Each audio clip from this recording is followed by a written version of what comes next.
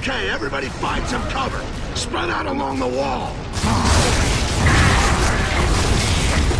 Under the stairs! Look out! We've got more grubs! Take them out. We gotta give them some time. Alright, we're here. We're going to be talking about Gears of War 3, ending the trilogy, hopefully, for at least now, at least until next year. Yeah, so first impressions. So guys, what do you guys think about Gears of War 3? First off here. Well, Matt and Anthony should probably talk because they played the most of this so far, I think. I mean, fair enough. I guess saying that Gears of War 3 is epic is almost a double entendre because it's epic in terms of the pun that I mean in terms of it's bigger, it's better, it's the best version of Gears that they've made so far, and it's also epic because it is the development studio. This is their definitive project of this past year, and you can feel their blood, sweat, and tears have been poured into it. So, and most importantly, it's delicious tears. Most importantly, it's the most badass of all the Gears of War. How badass can it get? Already? I mean, even, it's already badass. Yeah, but even like you play the game from the beginning, and it takes this really nice nod to the first Gears of War game with Marcus kind of starting the game in the prison again and meeting Anya, and then it just kind of goes into this this psychological realm, I'd say, of Marcus's past memory of his father and stuff like that. And it's really cool to kind of see that angle, and they went for a more emotional story in this game, I think, so far, compared to the past. Well, yeah, I'll talk about the emotional impact right off the beginning. You kind of get that going on right there in the first 30 minutes of it. Yeah, I mean, very clearly this game is about Marcus's relationship with his dad. They kind of hinted at it in the previous games. He's got daddy issues. I know he has daddy. Well, it's nice to have a male character with daddy issues. How can you be badass and have daddy issues? It's nice to have, yeah, you can. It's nice to have a male character have daddy issues for once, but Samus Aran. But yeah, I like where they kind of are like, all right, they kind of just throw you in knowing that you know this is Gears of War. This Gears of War. They don't like futz around trying to like bring in new people. If it's Gears, if you like it, you're gonna like it. If you have friends who have played it, they're gonna tell you to play it. Yeah. Well, I think one of the newer additions though is the female characters, female Gears, and they actually kind of assimilate really well already within the world. I found the Anya like. It's weird because they show within the first 30 minutes they show Anya as like her normal older character, and now Anya with her Gears of her cog armor, and it doesn't look like the same character at all. No, but I think it brings a sense of realism to the actual series, because playing Gears of War 1 and 2, there was only like 2 chicks in the entire universe. They had Everywhere to take care else of these the babies. These macho soldiers. So now that there's female soldiers, it actually makes more sense to me. Yeah, agreed. But so let's break it down combat-wise. Is there anything new that you really noticed combat-wise? Well, there's the Retro Lancer. So far, I think that's the only thing I've seen. Everything else kind of. I'm not a big fan of the Retro Lancer. No, it has ridiculous ridiculous recoil. The actual like Lancer part is fun to shoot people up with. No, but I'd say in terms of combat, I jumped in already kind of expecting it, and I had no problems getting back into it. I think it feels a bit more polished, though. So there's less like. So basically, the Gears of War format that you guys have come to expect, but a little more polished. Absolutely, yeah. I mean, the active reload is still there, which I still think is kind of an inspired decision for them to put in the game in the first place. Yeah, actually, and I'm surprised no games have really kind of followed. No, it does add like an interesting flow to the combat where it's like you don't like there are a lot of games where I always forget to reload, but this game makes it a part of the combat. It's like a little mini game you have to remember to do. Well, it's almost like if you get more stressed out during combat, you're more likely to actually mess up the active reload. Right. Whereas if you are just walking, it's easy to do the quick like. Presentation-wise, how does this conclude the trilogy here? It looks gorgeous. I didn't notice any comment. Amazing. I'm surprised. Yeah, which was a big common complaint from the first 2 Gears. Well, I think they've really refined the engine now. Like they've gotten basically everything they can out of this engine now. It's almost at the point where they got to move on now. You can't really do much more at this. Well, the game looks incredible. I think it's the best looking 360 game. I'd say right now. Technically, it's that's until The Witcher comes out. To be honest, I still think The Witcher 2 looks better than that. I mean, the engine they use in Gears 1 and 2, there was always the problem of textures loading in after you've already been playing for a few minutes, but that problem is completely gone in Gears of War 3. And the environments are super detailed, and everything feels very realistic and proportional when you're moving around. So, how about the the dialogue? Is it better, worse, guys? Is it really what you come to expect in Gears of War? I think after 3 Well, games... you two should say that more because there's other parts where you're playing as different characters and stuff, right? Yeah, Cole's still annoying. It's not better to be the Coltrane. So, one thing that is a big aspect in Gears of War 3 is multiplayer. And, you know, what are the new additions to Gears of War 3? Well, you know, I haven't really been able to play too much of the actual online multiplayer, but we did play some more of the Horde mode, which is coming back from Another Gears favorite from Gears of War 2, yeah. Yeah, and I think it's just as fun, intense, and just a blast to play through with another partner. It's Okay, now I didn't play Horde mode in the first game, but was there a cost system like in this one? Because in this one you can build barricades and towers and stuff. Yeah, it kind of feels a little bit more like Call of Duty Zombies, yeah. Because you can upgrade the parts of the map like barricades and command posts and stuff using points that you gain throughout each wave, I guess. Yeah. And the better you do in each wave, the more points you get, so the more things you can upgrade between them. There isn't a lot of time though, so you do kind of have to remember where all those points actually are, and you can upgrade them, I think, too. Yeah. So, single player, multiplayer, what's more addictive? Is it really balanced between both of them? You know, I'd like to see this game is going to be in multiplayer. Yeah, and I think you know a lot of people had complaints from the first. Well, this is the first time they did a beta for. It's true, and even the beta was already, in my opinion, like very polished already. They didn't really have any problems with it.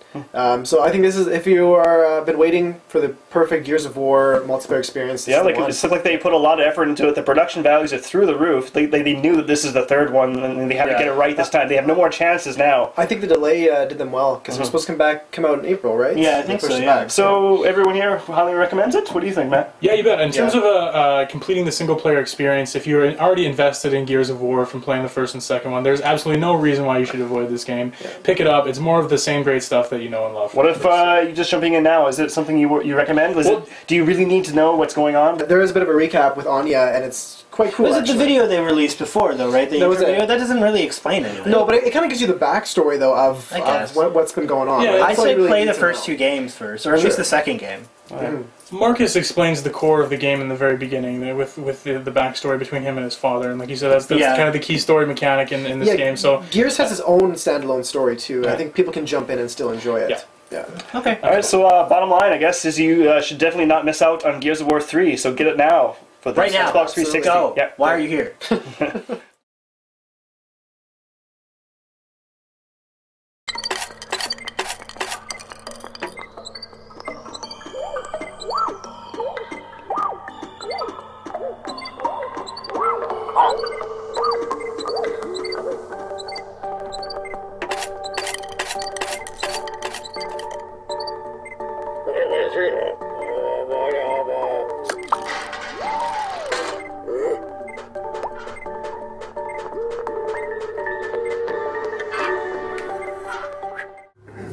all right, UCC here to talk about a game that's recently come to the iPad and iOS. Long-awaited, award-winning indie game, Machinarium. And actually, it's iPad 2 only. And one reason for that is this game is breathtaking. The art style is just amazing, beautiful, very beautiful. And it's actually like one of those old traditional point-and-click adventure games you don't see very often. Yeah. The art style is hand-drawn, so you can see how carefully crafted it is here in the intro. It's almost like a Tim Burton kind of steampunk world, where you're like this machine, this little machine robot, right, called Joseph. Yeah, you're a little robot named Joseph, and you crash into a scrap heap, and the first part of the game is you point and clicking in order to reassemble yourself. Yeah, so it kind of basically, leads you into the whole point-and-click adventure where you actually got to, manipulate the environment in order to get past the challenging puzzles in this game, which, by the way, challenging as hell. I don't know about you, Matt, but I found myself frustrated and having to put the game down a bit just to kind of recollect my thoughts, because some of the puzzles in this game are very challenging. They are very difficult. One of the ways that this game is different from a traditional point-and-click adventure is that you can actually only click on the things that are within Joseph's reach. So you can't just go clicking everywhere. Yeah, right? Randomly touching on the screen doesn't really do anything. You have to move Joseph into the right position in terms of the landscape in order to move. But it's kind of like you move from scene to scene almost, and every scene is a different puzzle, and there's a different. Yeah, and it's almost got like a storyboard. Once you get into every scene, you kind of see something play out as you go, as you enter. And there is no dialogue or really any lead-in. It's all kind of based on the environments and the characters on screen to kind of tell the story as it goes on. It's very much just tap to walk, really, really easy. Once you're stopped with him, you can actually extend his body, his torso, up in order to reach different objects in the environment for solving puzzles. You can also shrink him very, very low so that Joseph can get... you have a few different gameplay mechanics in order to manipulate the environment. But basically you're trying to get from point A to point B to point C and so on. What you expect in a typical point-and-adventure game. The art style alone is something that is just incredible. And I don't know about you, but I find myself drawn to this game just by looking at the gorgeous hand-drawn details. Yeah, each scene is brought very much to life through the hand drawing, and also a lot of the story and emotion is conveyed through Joseph's thought bubbles, which are also just hand-drawn cartoon sketches. And the sound effects and music really play into the whole atmosphere that you kind of get immersed in with this game. Yeah. It was originally developed by Amanita Design, and it's available on the iOS now for... Well, for $4.99, and it's iPad 2. Yeah, very taxing on the system. But definitely, you should definitely check out this award-winning game, Machinarium. It's on the App Store now. Check it out.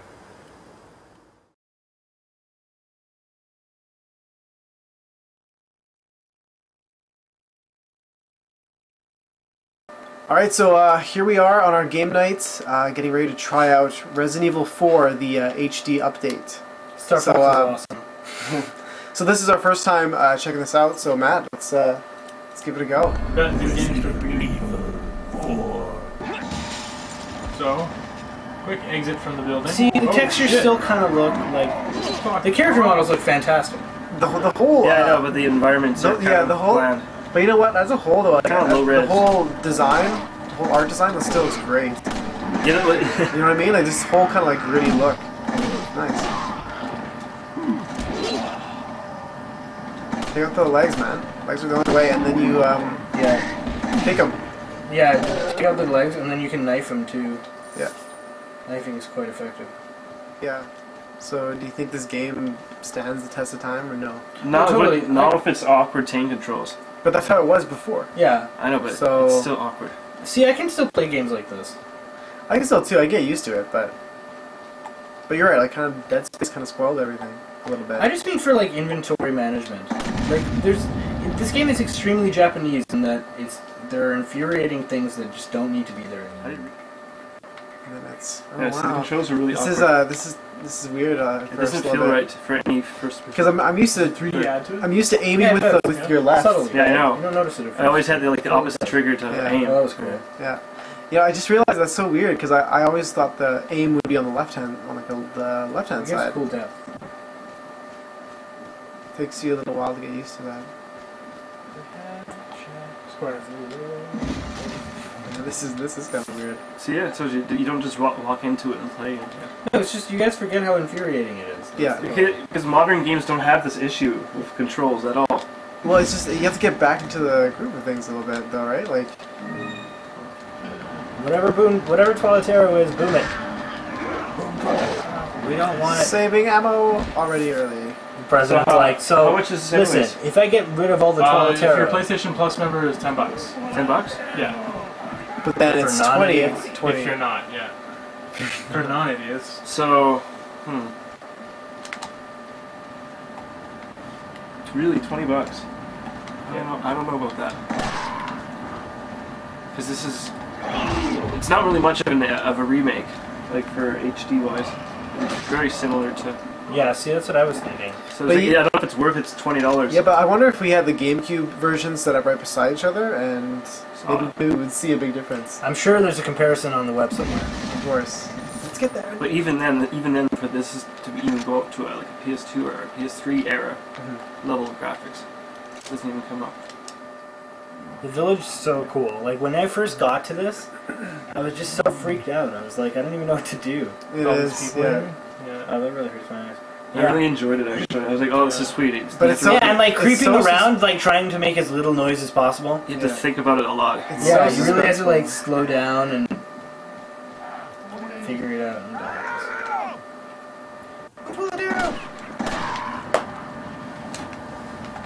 Vol.2 just got, oh man, right in the knee. And then he gets up and walks as if his knee is not completely broken. Pitchforked. Though it did take me forever to figure out what the hell to do. Escape!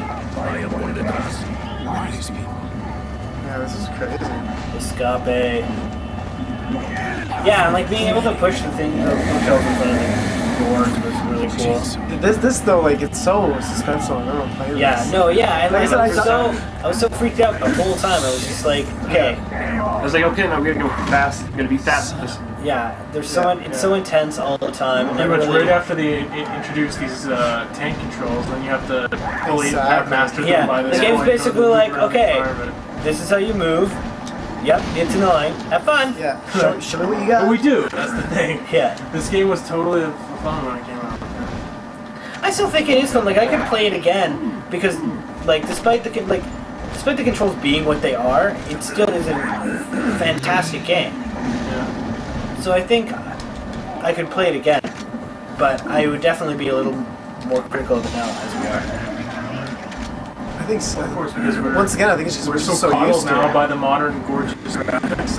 No, it's not even about the graphics. Oh man, you just got raped. Why didn't anyone tell me he was right behind me? Holy! Wowza. Here's Johnny. Yeah, that was something. So, That was something. You are dead. very much. And like, it's not even like game over. It's like you're done. Yeah. You're done. Yeah, done. You are not surviving that. Okay, so what are my buttons? Nope, that's a knife.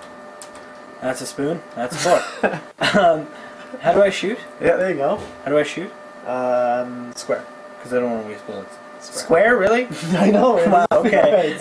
Does it feel right though? Controls No, you can't. Oh my We've god. been spoiled. I told you, man. Okay, yeah, no, totally. This game changed everything. Alright, let's, okay, yeah, right stick doesn't turn you at all. Yeah, there's no full camera. There's no full camera, okay.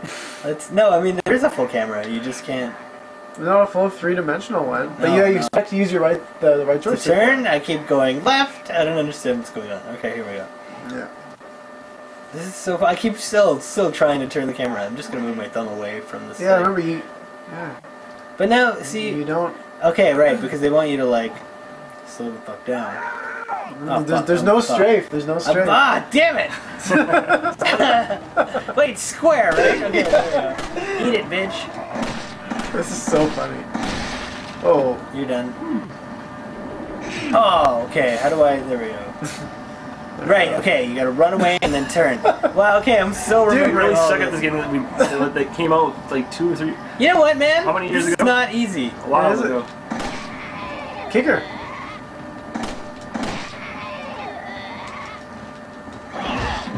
Bitch.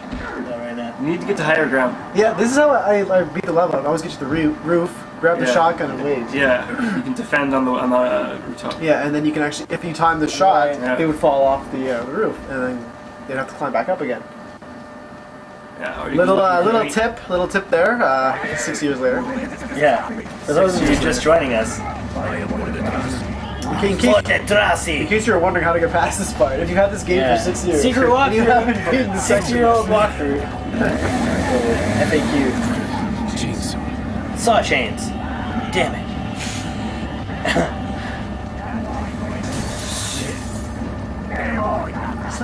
You broke my new glass double paned windows. It's gonna be so cold in winter now. Anyways, you wouldn't recommend this for the port? It's subjective. I mean, this game's so good that you can't just like outright deny it, but I wouldn't buy it. I think if you've never played Resident Evil 4, you really should play it because it is a classic. And I mean, get through the controls. It is weird. So it's Going really back obvious. to You'll get used to it after Actually, about an hour. But if you push Right through the stick. game, Just never use right stick ever. Just don't use but it. if you push through though, I mean, once you get past that, the game is just awesome. It is a classic. Yeah. Still. I'm gonna say avoid it. Maybe find it for it's cheaper. $20 for Opens the door. a port of this game. You know, unless you haven't played it before, you might want to check it out. Otherwise, there's an unpleasant odor from your kettle. It's too awkward, the controls nowadays with the modern era and the expectations. So I'd say I agree, but I think you should still give it a shot.